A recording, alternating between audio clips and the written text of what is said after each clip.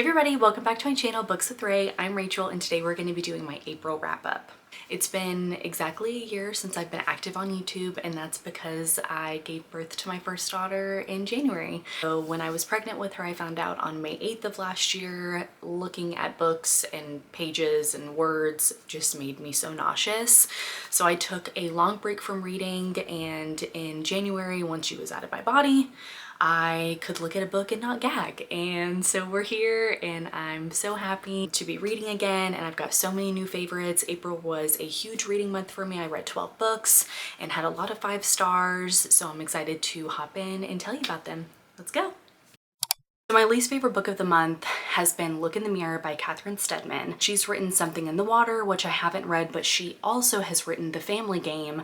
Pretty sure that came out in 2023 and was one of my favorite books of that year. I loved it so much. So I was really excited to read her new book. This publishes July 30th. We follow a girl whose father has just passed, and they were super close, and he left her money along with a house on a remote island in the Caribbean. I will say the first 20% of this book, I thought it was going to be a 5-star. I was scared.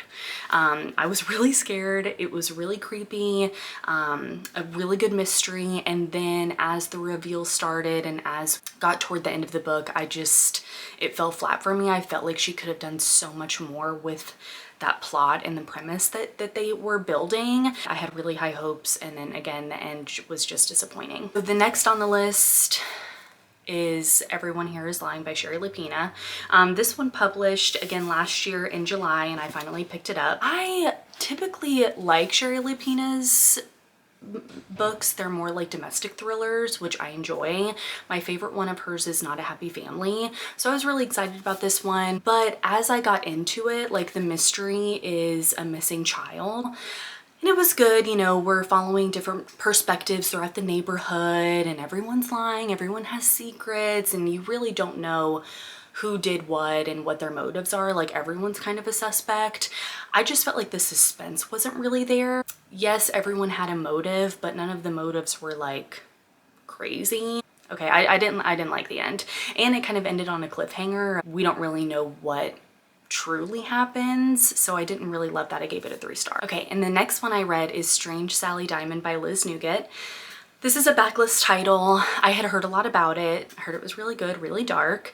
So I picked it up, and it is dark. I did some of this physically reading and audiobook. We have 2 different POVs, one from Sally and then one from a mysterious man. I don't want to give any spoilers. It's very much similar to Room, the movie and the book that came out years ago, you know, so it is very dark. I was never really invested in the story. The one thing that I liked about the book is it does like play on the conversation of nurture versus nature, which I found really interesting.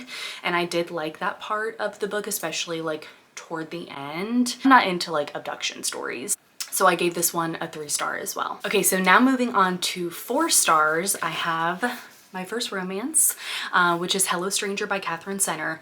I love Catherine Center. Everything she does, I love.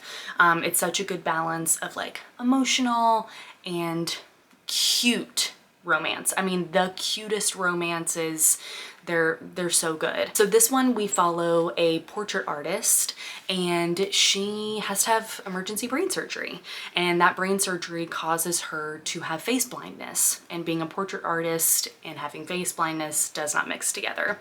And of course, this is happening right when she's about to enter, you know, the big break of her life. So we're following this journey. It's so cute, it's so quirky. I loved our main character. You know, of course, it's a romance. So she starts to have a fling with her vet, and she starts to have a fling with her neighbor in her apartment building, and it's set in New York City, and it's just so sweet, super fast-paced. Loved it. So my next 4-star, back to thriller, Kill for Me, Kill for You.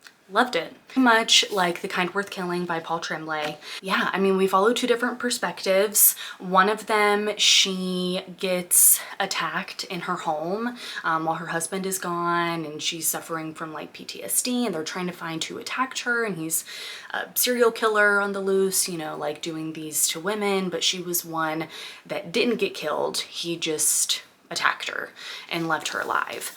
The other POV, her daughter was kidnapped and then found murdered, and then she loses her husband and she is out for revenge. You read these two POVs and you're like, okay, eventually these are gonna like collide and they're gonna intersect.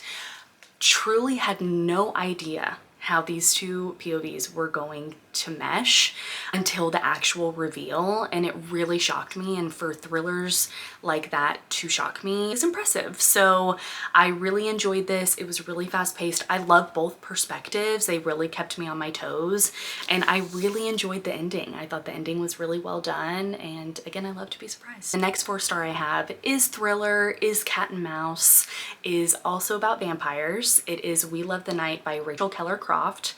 This is the same author as Stone Cold Fox, which came out I think again in 2023, which I love. It also publishes on August 20th. I'm so excited for everyone to read this. It's so unique. It's such a fast-paced story. I really love Rachel's writing style. It's really different. And so in the story, we follow two female vampires in the disco era. So you get both POVs from both of the vampires. One of them is the creator of the other POV that we get. Created vampires trying to leave, you know, the situation that she's in, and obviously the creator doesn't want that to happen. And she's a little nuts, like she's crazy. She wants to like control everything. It's just so good. I was really surprised. I don't really read a lot of vampire books, and I wasn't sure how this one would be, being a vampire thriller in the disco era. Like, it just seems like those things wouldn't work together, but the way that she crafted the story, they really do. So 4 stars for this one, really liked it. And my last 4-star of the month is If Something Happens to Me by Alex Finlay. This one publishes May 28th, which is super soon. I loved this book. Alex Finlay is super hit or miss for me. I haven't loved anything that he's written before. This one is definitely my favorite. And we get a few different POVs, which I love, and the mystery is so good, and the twist and the plot lines that come through this book, pretty unique. Such a fast-paced read. I was flipping through the pages. I couldn't wait to see how everything came together, and I loved the ending. So one of the POVs that we follow, he is in high school, he's dating this girl. They go to like a lookout mountain to like make out. They're about to leave for college, so it's like their last hurrah together, and they're in the backseat of the car. She gets pulled out of the car by a kidnapper, and he gets hit in the head, passes out, and she's never to be seen again. So we follow him. He's on a college trip in Italy, and he thinks that he sees the guy who takes her. So that's what we're following on his journey. We're also following a POV from a guy named Shane. Not going to tell you anything about him because that's a spoiler. And then we're also following a third POV who is the detective. Again, super fast paced. Definitely recommend this one. All right, so moving on to my 5 stars of the month. We have Funny Story by Emily Henry. Of course. Love Emily Henry. My favorite, even reading this one, is still Happy Place. I think that's going to be one of my favorite books of all time. I connected with it so much. The writing was so beautiful. I loved Wynn. I loved Harriet. I highly recommend that book. But with this one, again, super unique, fun romance plot. We have Daphne, who is recently dumped by her fiance for her fiance's best friend. She moves in with Miles, who is the dumpee of the fiance's best friend. So these two people, Daphne and Miles, are all of a sudden roommates, and they decide to fake date to make their respective exes jealous. It's kind of confusing. I hope I explained that correctly, but it's so cute. The premise is so cute. I love fake dating. They're not really sure about each other, but I will say Miles in this book is one of my favorite male characters, love interests of all time. He is so charming, he is so sweet, he's so funny, he's so kind, he's so laid back, he's so cool. Like, he owns a winery, and you know, through their fake dating, he is trying to get her to stay in their town. So he starts to like take her out on outings every weekend, and it reminded me of Beach Read in that way. So every weekend they would go and do something around, you know, their city, and meeting farmers markets, and you know, going to the waterfall. It was just really sweet, and also she is a librarian, so that was really fun to read about someone who really loves books. Super cute, super sweet. Definitely check this one out. This 5-star really shocked me. It's Expiration Dates by Rebecca Searle. I have seen so many mixed reviews on this book, mostly 3 stars. So I've had this for a while, but I just had no inclination to pick it up. I actually almost got rid of it because I had seen such mixed reviews and I was like, I don't even know if I want to waste my time. It's really short. It's only about 300 pages. It's super fast paced and I loved it. I'm so excited I didn't get rid of it. I'm so excited I read it. She does a great job of like magical realism and romance at the same time. This girl, again, Daphne, there's a lot of Daphnes being written about this year. She receives a piece of paper every time she meets a new guy and it has the name of the guy and how long they're going to be together for. And so that's how she navigates relationships. And so we're navigating her new relationship with this guy named Jake, and when she gets her piece of paper for him, it has no date on it. It just has his name. So she thinks, oh my gosh, this is my guy. And we follow her journey with that. And another thing that Rebecca does so good is adding in pretty tough, heart-wrenching topics into her super fun and unique stories, and this also had that.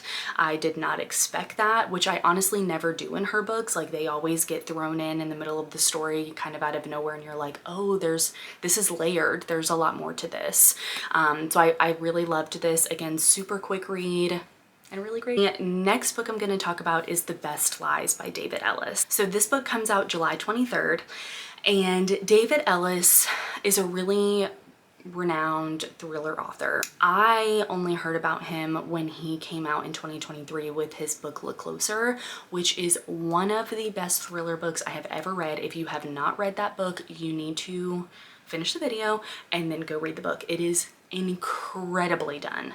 So twisty. I mean, twist out of nowhere, whiplash. It's amazing. So when I saw that he was publishing a new book in 2024, I knew I had to get my hands on it, and it is so good. I do think I like Look Closer better just with that plot and premise. This one is a little bit different. We are following like a pathological liar, so you don't really know if what he's saying is true, and you're navigating everything that he's going through. We have a couple different POVs from a detective, ex-girlfriend, and we also get different timelines. And I will say in the first like 20-30% of this book, the timelines are a lot. Like, you're constantly being pushed back to the past and the present. It was a little hard for me to keep up with, along with like the different storylines going on. It did get pretty confusing, but once you push through that and you get more like 40-50% in, it's so good. And of course the ending, so many twists, so amazing. I highly recommend this one. All right, my next 5-star is Ready or Not by Cara Bastone. You guys, so good. I recommend this physically or on audio. The audiobook was so amazing. I did a mix of both, and this book is so beautiful. It follows a girl who gets accidentally pregnant, and it's just her journey through pregnancy and what she's doing and her relationships and all of that. I've never loved like an accidental pregnancy trope, but this was done so beautifully. And we kind of have 2 different love interests. We have the love interest of Ethan, who is the baby daddy, respectively, and he is a bar owner. He's really sweet. He's really caring. He is having a little bit of a mental crisis knowing that he got this girl pregnant, but he, you know, he is charming. And then we're also following her best friend's brother, Shep, who she grew up with, who's kind of always been in love with her. The best main character. I loved Shep so much, and this book is just so beautiful. If you struggle with infertility, that's also a topic in here, which I thought was a nice touch, being it about pregnancy. Really loved this book so much. And now my favorite book of the month, no surprise I feel like to anybody, Just for the Summer by Abby Jimenez. This will be one of my favorite books of the year. This will be one of my favorite books of all time. This and Happy Place by Emily Henry are my 2 favorite romance books. Incredible. I love Abby Jimenez. Everything Abby Jimenez has done, I'm obsessed with. I think she crafts the most beautiful, heart-wrenching, kicking your feet, squealing, smiling romances I've ever read. She touches on mental health topics, she touches on death, health issues, I mean just everything in the story that she weaves in every one of her books. They're incredible. We follow Emma and we follow Justin, and they are two people who believe they're cursed. So every time they get broken up with their respective partners, that partner, then the next person they date goes on to find the love of their life, and they get married and they live happily ever after. They find each other. Emma finds Justin on Reddit. He writes about being cursed, reaches out to him, and she's like, hey, me too. They kind of devise a plan together to date each other, try to break the curse, you know? So it says 4 dates, a kiss, and a breakup, and then they can meet their soulmate. Start dating each other, they start, you know, putting this plan into action. And the story is beautiful. It is beautiful. I love Justin. I loved Emma. Also have a really big backstory of Emma's family and Justin's family, and they're both, of course, in Abby fashion, heartbreaking and very relatable. Emma's mom is just kind of a free bird, comes in and out of her life as she pleases, which leaves Emma with a lot of like abandonment issues. And Justin's mom is about to go to prison, which is then gonna give him custody of his 3 younger siblings, which is obviously a lot to put on somebody. Loved everything about this book. I will definitely be rereading this. If you haven't read this already, read it. And I also highly recommend reading everything Abby Jimenez has written. Has a series called The Friend Zone. I think that's 3 books total. And then she has this one, which you don't necessarily have to read them in order or anything, but characters from her first book, Part of Your World, and the second book, Yours Truly, do make appearances in this one. The cameos are amazing. So, you know, if you want to spot those cameos, I would recommend reading the other 2 books in the series. And that's it. Those are all 12 books that I read this month. I'm so happy to be back reading, and I cannot wait to share with you guys my recent thriller recommendations, my recent romance recommendations that I've read since January. I'm so happy to be back, and I'll see you guys on the next one. Bye.